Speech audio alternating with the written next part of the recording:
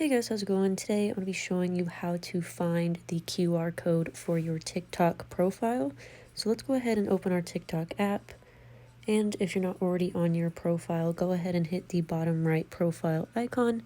Now once we're here, we're going to go to the top right 3 horizontal lines, and we're going to choose the settings and privacy.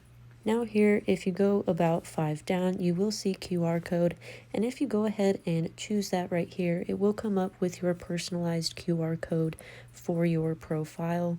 And you have a couple of options down below where you can download it to your phone and share it to your other social media apps. Now, if you don't want to use the QR code, you can actually share the link to your TikTok account.